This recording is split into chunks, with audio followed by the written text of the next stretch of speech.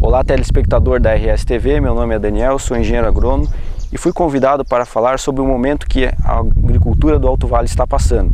O que está plantando, o que está colhendo, o que irá plantar, certo?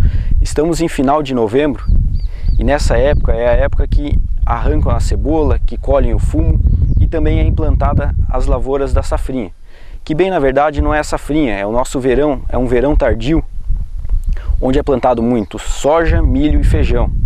Todas essas três culturas com boas expectativas de produtividade, pois aproveitam toda a sobra de adubo usado na cebola e no fumo.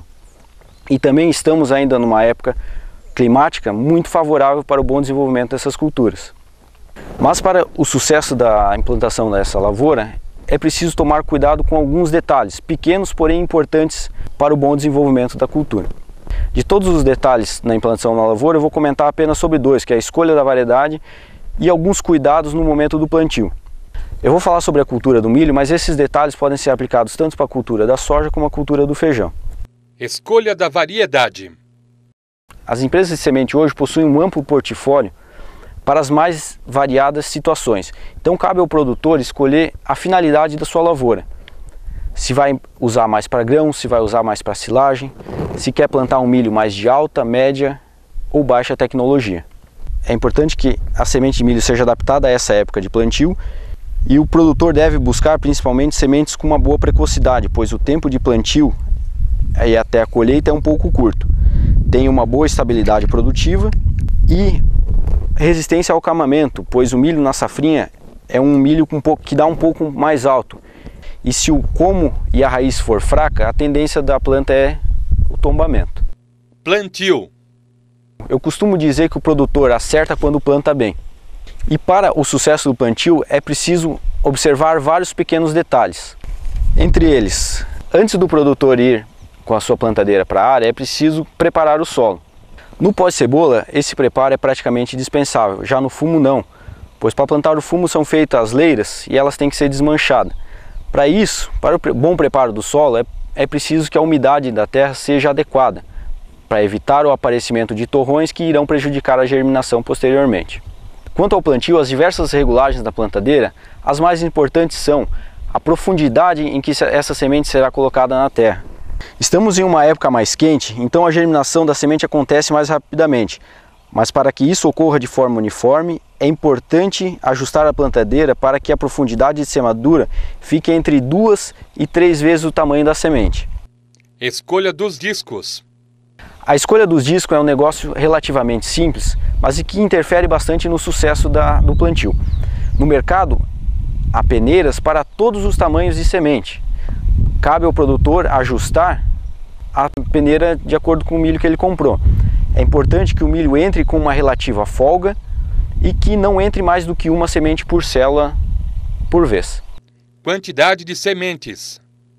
Cada variedade tem uma recomendação específica para cada época, mas de modo bem geral, o milho plantado agora no verão tardio deve-se usar em média 60 mil plantas finais, que equivale mais ou menos a uma bolsa por hectare.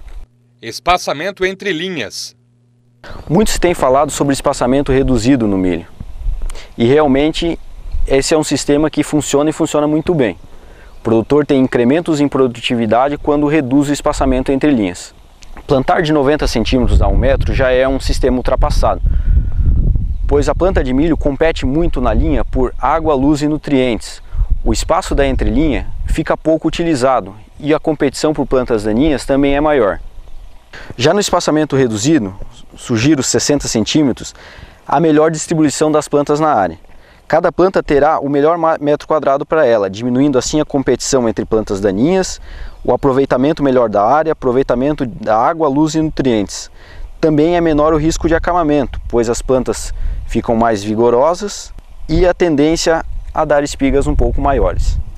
Para ser fácil do produtor compreender, vamos supor que o produtor plantasse com espaçamento de 90 centímetros, 7 grãos por metro, e em um determinado momento falhe um grão. As plantas logo ao lado dessas que falharam dão plantas mais robustas e com espigas um pouco maiores. O produtor optando pelo espaçamento reduzido terá esse benefício na lavoura inteira. Mas quanto reduzir, costumo dizer que o produtor deve reduzir até quando consiga trabalhar. Estamos numa região um pouco ímpar, são áreas pequenas, declivosas e não temos implementos preparados para esse tipo de manejo. Então o produtor deve avaliar a área que tem e como ele vai fazer a aplicação dos herbicidas e a aplicação da adubação de cobertura. Velocidade de plantio. Outro detalhe importante a ser observado é a velocidade de plantio. Para a distribuição uniforme das plantas é importante que esse detalhe seja observado. A velocidade deve ser constante e nunca ultrapassar os 5 km por hora. Telespectador, levando todos esses pequenos detalhes no capricho, as chances de boas produtividades aumentam bastante.